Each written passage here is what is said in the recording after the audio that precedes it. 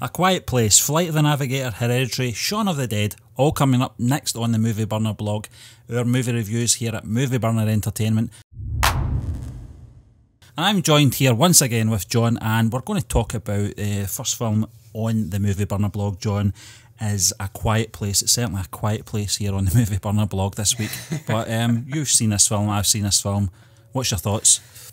Yes, I thoroughly echo much of the sentiments and opinions expressed by Dave in his review of A Quiet Place. I, of course, reviewed this a few months back. I went to see it in the cinema. It was a fantastic film, Stephen. What John Krasinski has did with this is just, it's totally shook up the horror genre for me. It's a completely unique premise. It's a completely unique film.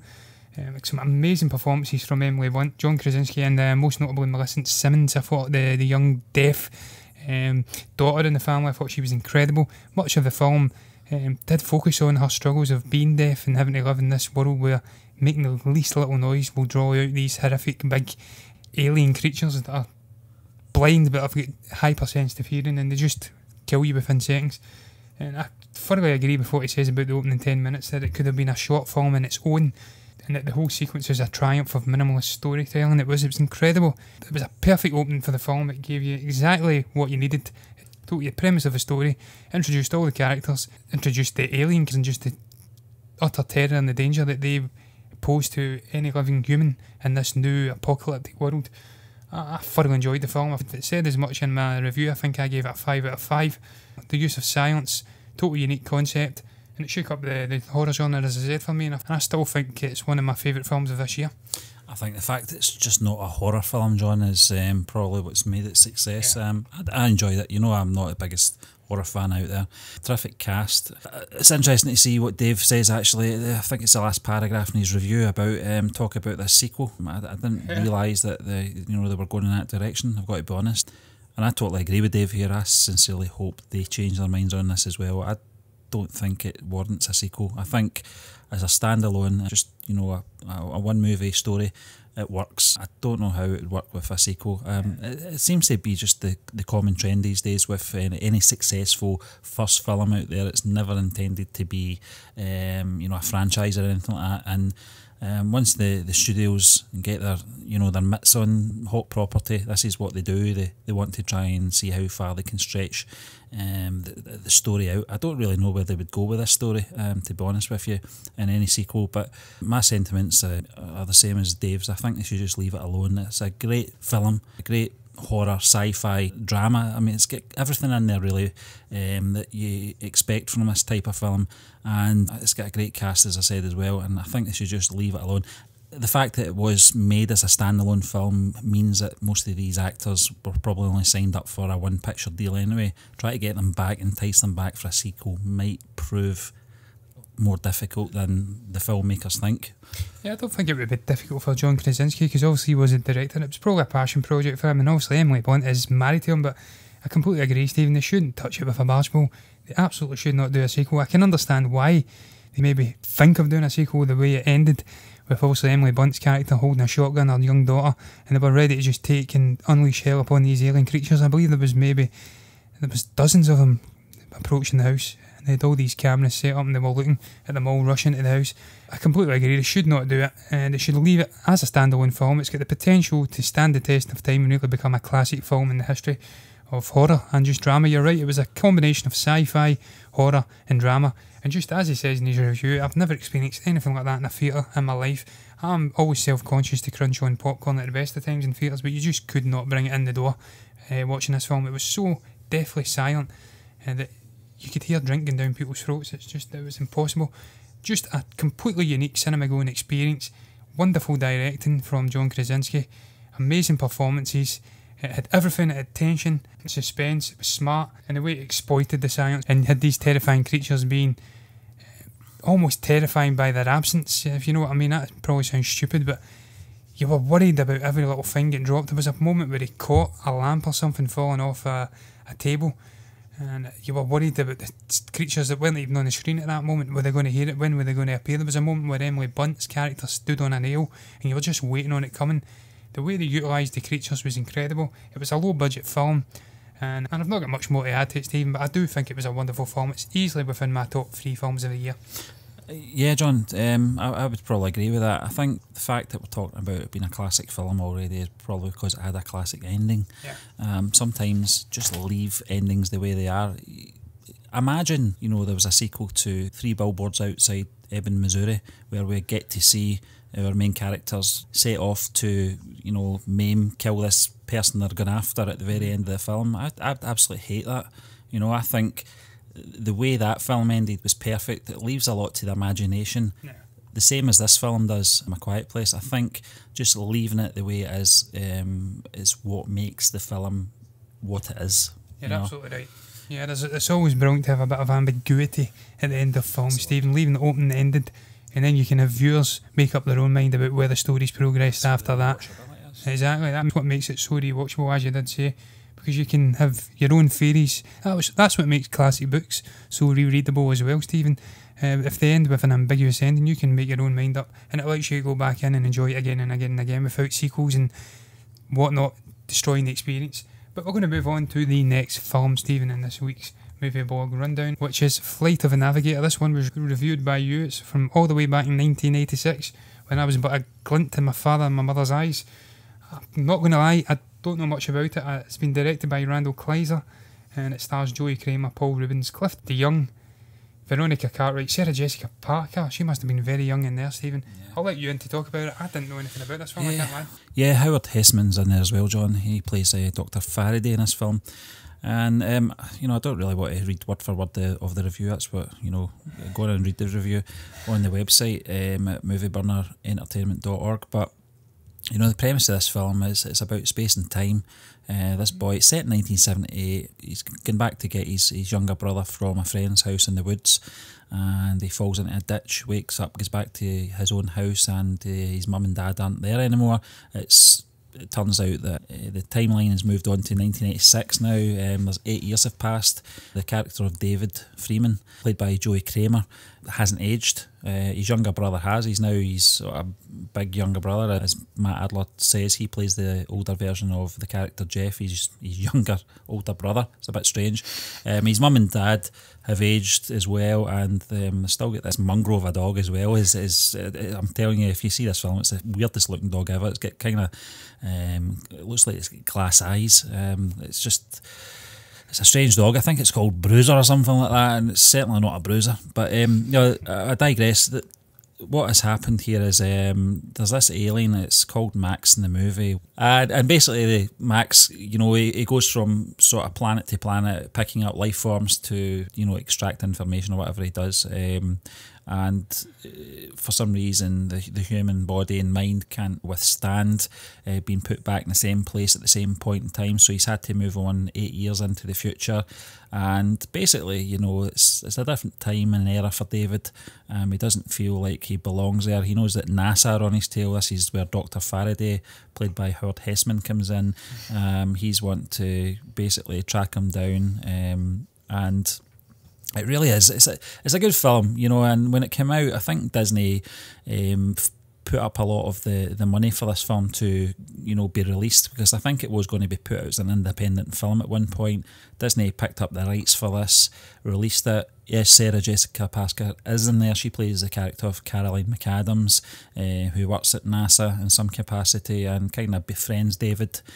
He's not got a lot of friends in 1986. He doesn't really understand the world that he's now living in. And there's this cat and mouse sort of game between David, Max and Faraday throughout the film. The conclusion is that David says, he doesn't belong here. He wants to go back to 1978, to the point where he was lifted, and basically it's a risky job to do this, but I'll not spoil the ending.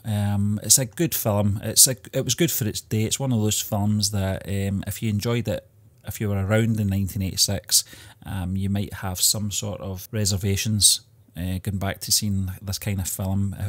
You might be worried it doesn't hold up well. Some of the visuals don't hold up well now. There's these liquid metal steps. This was 1986, remember. This was before Terminator 2 cracked that side of effects, with the T2. So some of those effects are quite dated now, but it's a great film. The actor Joey Kramer, he's one of those guys that he's a child actor that I never heard of him again after this film, and I was intrigued to find out what he'd been doing with his life. Apparently he's had a few problems in his life, like much child actors do, especially around about this period in the mid-80s, where they certainly do go off the rails. And I think he is, at the moment, trying to get some kind of documentary together called Life After the Navigator, which is going to be based on the experiences of the films. Saying that, I don't think he's going to get Sarah Jessica Parker appearing in that. I think she's went on to bigger and better things since then. Paul Rubens, who a lot of people know as Pee Wee Herman, he actually goes under the guise of Paul Mall. The reasons for this, I think, was because he didn't want his voice being recognisable as the character of Max. He wanted that to remain a mystery. But I've said to a few people this was the case, and they've said to me, who's Paul Rubens? Never mind who's Paul Mall. So I don't know if that worked or not for Paul Rubens, but as I said, it's all about time and space, and it's a decent film. It's interesting to see Cliff DeYoung and Veronica Cartwright in there as well. Both of them appeared in early episodes of The X-Files. We're big X-Files fans, John. Yeah. Certainly Veronica Cartwright, who she was very prominent, I think, around about season 5 or 6. She played the mother who was constantly abducted. She was in a wheelchair, I think. You remember her, blonde hair.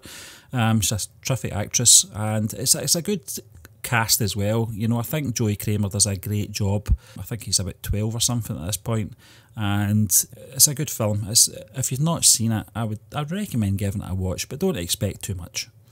Yeah, I mean, I'm actually just looking at it. I don't know whether it's a post even.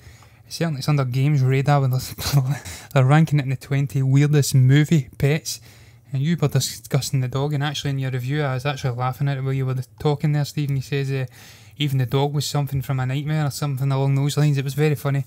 And looking at the dog, you're right, it has got very beady eyes. It almost looks like a doll. It looks completely devoid of life, but I'm sure the dog was very intelligent. It'll be long gone now, sadly. But yeah, I mean, looking at this poster, I digress. It gives me that Gremlins vibe, E.T. vibe. You're looking at it, and I don't know whether these were in the film or whether they've just added these in as part of this ranking of weird movie pets. But it's got these strange little creatures surrounding I presume it's the character of David sitting in a chair, and it looks very intriguing. I probably would go and give this a watch, even just out of pure nostalgia, the 80s nostalgia. I was a big fan of the Gremlins growing up. I don't know where I'm going with this. I don't know if it's even remotely like the Gremlins, the way it utilises the creatures. It isn't really, John, but I can see, someone from the outside looking in thinking that, because these creatures are very prominent in movie posters and the promotion of this movie. I think the inclusion of these was just to show the character of Max and what his job was. Yeah. He was picking up different species, testing them and then returning them to their planets and stuff like that. And that was a little inclusion there. I think from today's standards, if a scene like that was put in, a lot of cynics out there would be saying this is a toy making exercise, but I don't remember any of these little aliens being on the toy shelves at that point. But no, it's a good film. It's a decent film. We also get the Beach Boys I Get Around in there in the soundtrack, a bit of Twisted Sister and Blancmange as well in there. It's very 80s, and if you've not seen it, I would recommend maybe giving it a bash. Yeah, absolutely. The shit looks good as well, so I probably would give it a bash, Stephen. It looks good for the time. But we're going to move on to the next film, which is Hereditary, which I wrote, Stephen. This film was directed by Ari Aster, and it stars Toni Collette, Alex Wolff, Millie Shapiro and Gabriel Byrne. It stars a few other people as well, but I'm not going to get into them. In my review, I do say that I'm doing a bit of an amateur demonology class here, because you have to. And this film is all about demons. Although at first you probably don't realise that, because it's this very slow burn drip leak of information. I say that Ari Aster actually quite intelligently shows you exactly what's going on in the film. He shows you scribbled words. I've since discovered they're incantations that are used to conjure up demons in these rituals. And he also shows you this symbol of payment throughout. He shows you on the telephone mast where the young daughter gets killed, she gets decapitated, and the character of Toni Collette plays, Annie the mother, wears it on a necklace. Her mother, who passed away, wore it as well, and he slowly drip feeds this information out to you, and then it all becomes abundantly clear at the end just what it is he's doing with it all. It's very intelligent. There's a lot of symbolism at play in it. I do go into that in my review quite a bit, that this demon Payman was attracted to artistry, honesty, and it liked the form of a male body. And very early on we do hear Charlie talking about her grandmother, and they're saying that she wished she was a boy. That's a very throwaway line at the beginning, but it grows into prominence as the film goes on, and we discover this demon Payman is pretty much been possessing this little girl. Her grandmother had her possessed with this demon early on in the film, and then her brother is used in a ritual to allow this demon to hop into his body. There's a lot of symbolism. The mother's an artist, she builds little houses.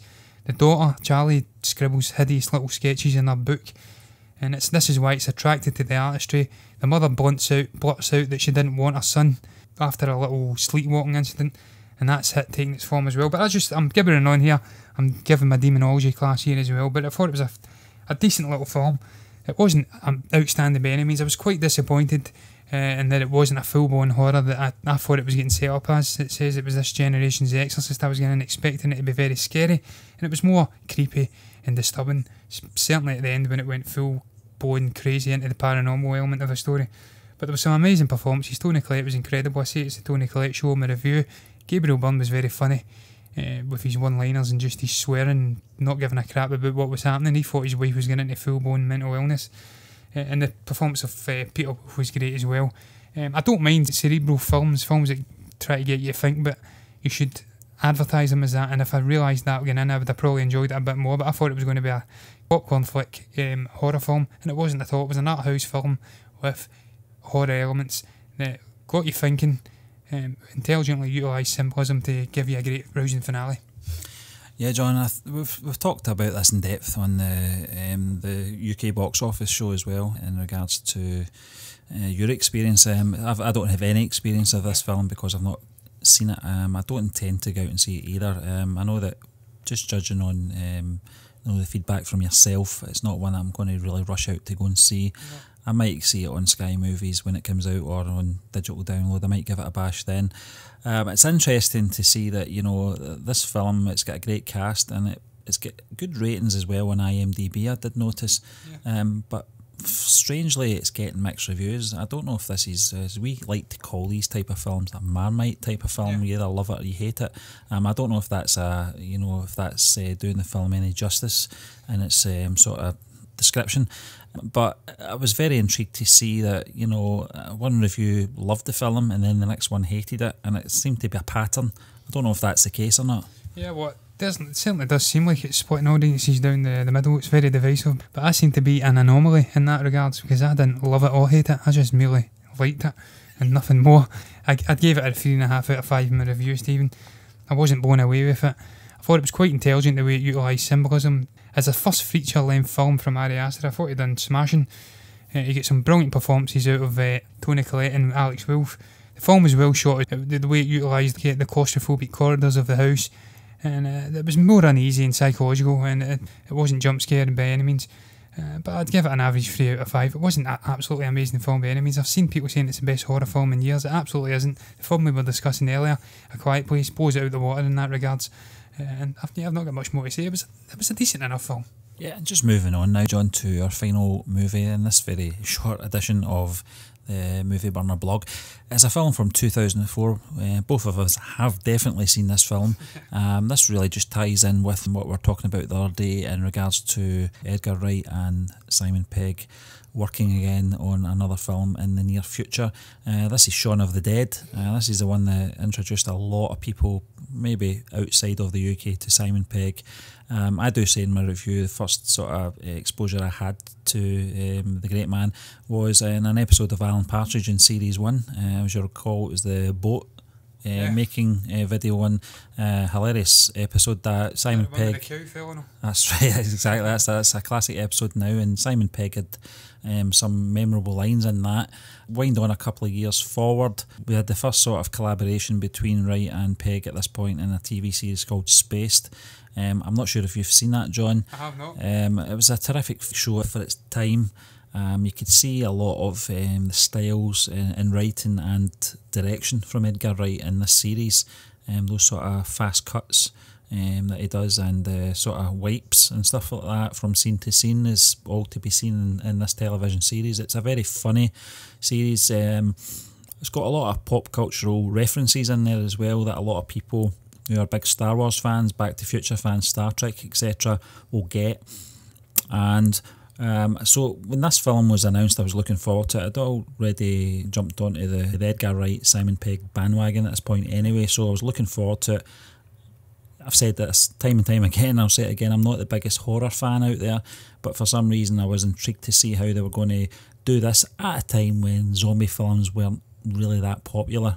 Dawn of the Dead actually came out, the remake Dawn of the Dead, which was an okay film. This came out the same year as Shaun of the Dead, and I think because Zack Snyder directed that film, and there was a bit of input from George A. Romero being one of the writers, gave it credible, feedback. But getting into Shaun of the Dead, I was really looking forward to this. I knew it was going to be a funny film. Nick Frost was back as well. He played a character in space as well, so I was looking forward to seeing him in a different role. And you got a lot of the guys from the office, the UK office that is, in there, and you get Dylan Moran in there. He's playing the character of David, who's just a snivelling toad. He doesn't like Shaun. One of the things I did like about this was there was a cameo there from Bill Nye as well, which you spoke about earlier this week in the news when we were talking about the Edgar Wright, Simon Pegg reunion thing. There's so many quotes in there, John. The one that always sticks out in my head is the one about Shaun's plan. It's all about getting to the Winchester, having a pint, and waiting for all this to blow over, as if a zombie apocalypse is going to blow over, But it's just those cut scenes and the way it zooms into him having his pint and winking at the camera and that kind of thing. It's just typical and trademark of Edgar Wright. It's a great film. As I said, it's got some gore scenes in there as well, some really, shocking scenes in there, especially in the Winchester. But it's one of those films that I just love going back to. This, of course, was the first of the Cornetto trilogy.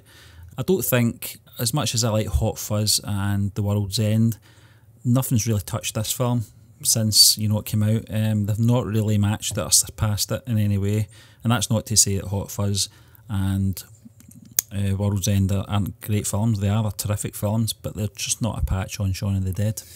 No, for me, Shaun of the Dead is the best of the Cornetto trilogy, Stephen. Also, as you say, this has been a long and prosperous relationship between him, collaboration between him, I should say, and Edgar Wright.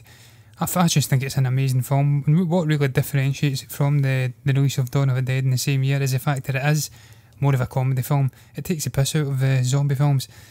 Really, I mean, you've got moments where he's throwing records at a zombie, I believe, in the garden. They're batting them with cricket bats, and he's pirouetting over the fence via the trampoline.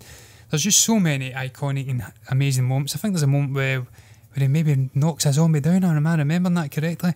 As you said, Bill Nye's in there, and it calls him a pedo at one point, says that he's been touching him, and then he immediately rescinds that claim. And then, as you says, they head to the Winchester. That's the whole plan. I think it goes with flowers to meet his girlfriend in a flat, and then he picks up his mum and his stepdad, and they go to the Winchester and have a pint. And there's a classic moment in there with Don't Stop Me Now, where they're battering the hell out of the zombies. There's so many iconic moments, so many quotable moments. It's an incredible performance from Simon Pegg and Nick Frost. Edgar Wright's in there as well, and in fact I think Chris Martin from Coldplay's even got a cameo in there. So it's one of the best films from Edgar Wright and Simon Pegg for me. I loved Hot Fuzz, it was incredible. Thoroughly enjoyed The World's End, although it's by far the weakest. This is the best collaborative effort they've put out to date. It was a fantastic film. Edgar Wright is an incredibly talented director with all those quick cuts and all the great utilisation of music and action together. And yeah, I mean, I thoroughly enjoyed your review, and I'm going down that little memory lane trip, Stephen. I've not seen this one in a number of years, but I'm going to go back and watch it now. You've jolted my interest in the film once again. Yeah, it's those little subtleties that are in there, John, from Edgar Wright. You see Shaun going to the newsagents to get a can of Coke, and very early on in the film, and he's kind of half asleep, and you see the zombies sort of interacting in the background, and he's not picking up on it in that first journey to the newsagents to get his can of Coke. And then when you see him going up to the fridge, you actually see him slip, and it's actually blood he's slipping on, but he doesn't even realise what he slipped on, and he just goes up, hands his money over to the counter. I don't think the shopkeeper's actually there. He's probably getting eaten alive at that point. He just leaves the money on the counter and walks out. It's not till his second visit to the newsagents he starts to realise there's something not right here. And then from there, I think it's on Sky News or something like that, the news breaks of this zombie apocalypse. But it's those little things that I like about Edgar Wright's direction. Certainly Simon Pegg would have had a lot of input in that, had been one of the writers as well. He's a terrific writer. You were talking about him the other day in regards to the Star Trek Beyond film, which I've not seen. And he's just a naturally talented guy. He's a funny guy as well, but it's good to see he's putting his writing powers to sci-fi as well. I'm no doubt there would have been a few comedy moments in that film as well. Maybe not in the same sort of fashion as these films that we're talking about, John, but it certainly was the start of a long journey and collaboration with Edgar Wright, and I can't wait to see where they're going to go with this fourth film that's in the pipeline. Yeah, the final thing I'll add, Stephen, is that there is also that moment where the group walk through the zombies and mimic being zombies. And that's something that's been recreated on the likes of The Walking Dead since. So that's another positive for the film, Stephen. Even though it was spoofing the zombie genre, it's actually went on to inspire series, if you can call the Walking Dead series, zombie creations. Yeah, listen, John, since Shaun of the Dead, it's inspired other filmmakers to make this kind of genre, which you didn't think could happen, this zombie comedy. But not making it silly. It is silly, of course it is silly, but what I mean is that those scenes when the zombies are in full flow and attacking the living is very graphic. There's no getting away from that. There is horror elements in there, and when you see films like Zombieland, which is another terrific movie with Jesse Eisenberg, Emma Stone and Woody Harrelson, and even Bill Murray as a zombie pops up as well. It's inspired a lot of films going forward since 2004.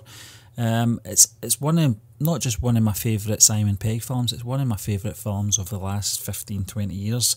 It's that good in my book, and as you said, it's one of those films you do go back and watch time and time again. Anytime it's on the TV, it could be 3/4 of the way through, I'll watch it right to the end. From that point on, just because I love it that much. And it's just one of those films that's going to be probably in my top 20 of all time great films. But that just wraps up this week's edition of the Movie Burner Blog Rundown. We just like to thank you once again for joining John and I. You can check out our latest reviews on our official website at movieburnerentertainment.org, and just click on the Movie Burner blog and all the latest movie reviews are there from the writing team. So we'd just like to thank you once again, and we will be back next week. Remember, guys, if you enjoyed that latest episode, then do hit the like button, comment below, and maybe even subscribe to our channel if you haven't done already. If you want to follow us on social media for all the latest updates from Movie Burner Entertainment, then we can be found on Twitter and Facebook at Movie Burners. You can also listen to us on Google Play and iTunes if that's more your thing, at the Movie Burner Podcast. And last but not least, if you want to access all the latest written reviews and the occasional article that we put out, then that can be found on our website at movieburnerentertainment.org. Until next time, goodbye.